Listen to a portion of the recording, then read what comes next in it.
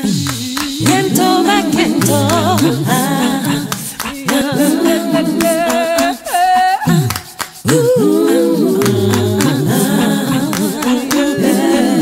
Bakento, bakento.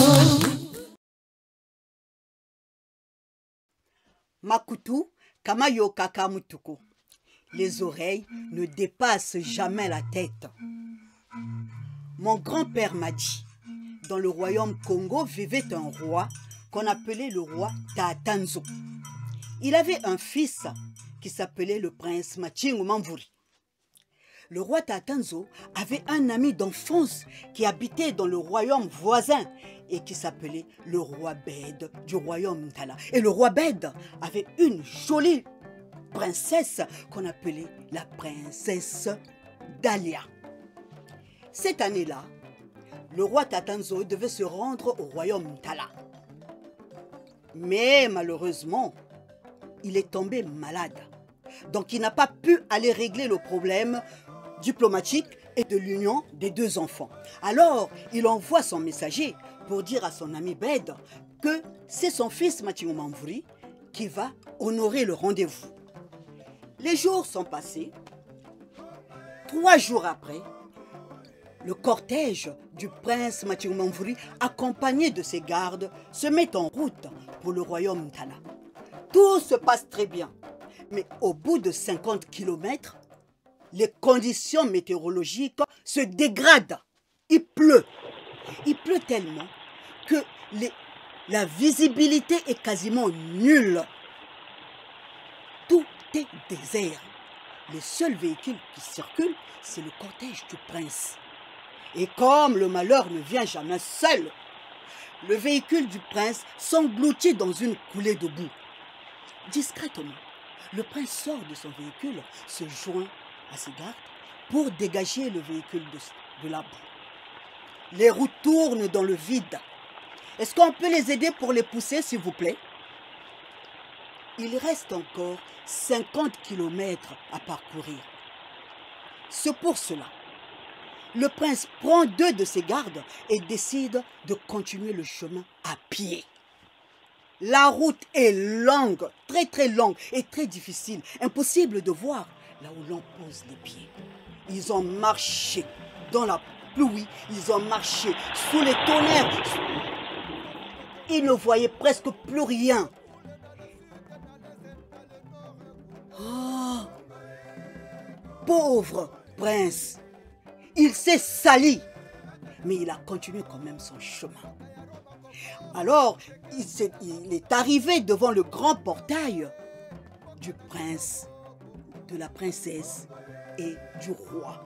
Je suis le prince Machingu Mamvuri. Je suis attendu par le roi. Toi, tu es le prince? Mais je suis le prince du royaume Congo. Je suis déjà en retard. Annoncez-moi. Écoute, dégage. On n'a pas besoin des orduriers ici. Allons-nous-en, nous ne sommes pas les bienvenus, dit le prince. Refus catégorique de faire entrer le prince dans le palais. Le prince rebrousse chemin, mais ne dit pas toute la vérité à son père. 2 semaines après, le roi Tatanzo demande à son fils de l'accompagner au royaume Tala. Ils ont été très bien reçus. Ils ont parlé des différents sujets concernant les 2 royaumes et de l'union des 2 enfants. Et le roi Bède, en souvenir du bon vieux temps et de l'alliance qu'il venait de signer, alors il a organisé un grand festin. Et pendant le festin, le prince se salit avec de la nourriture. Les 2 rois sont étonnés de l'attitude du prince. Alors ils font appel à un médecin. Mais d'après le médecin, le prince se porte bien. Qui ne va ni. Ah, je te donne plus ma fille comme belle-fille. Parce que ton fils, il est malade. Il est fou. S'il n'est pas fou, c'est qu'il est en train de le devenir. Mais le médecin vient de prouver que mon fils n'est pas malade. Il est bien portant. Bède, comment peux-tu dire des choses pareilles? une dispute s'éclate entre les deux rois. Et la princesse, ne pouvant plus supporter, elle prend la parole. Père, père, s'il te plaît, père, je l'aime. J'aime mon prince, père. Je l'aime tel qu'il est, père. Je vais l'épouser, s'il te plaît, père. Et c'est en ce moment-là que le prince se lève et prend la parole. Il dit,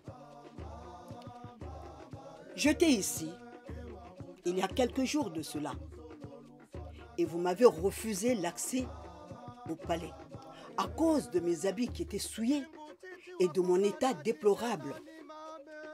Mon père ignore ce qui s'est passé. Je me suis sali exprès pour vous faire comprendre que ce n'est pas les habits ou l'apparence qui fait que l'on soit bon ou mauvais, roi ou ouvrier, mais c'est ce que nous sommes en réalité qui fait que l'on soit honorable ou pas. Nous tous, nous portons en quelque sorte un certain handicap et on a besoin tous des autres pour pouvoir avancer. Sommes-nous vraiment différents ou égaux? Notre but principal est de prouver à toute personne que toute personne porteuse d'handicap peut, quelle que soit leur nature, peut avoir une vie libre et créer leur propre vie, montrer des gestes d'amour ou de colère, peu importe.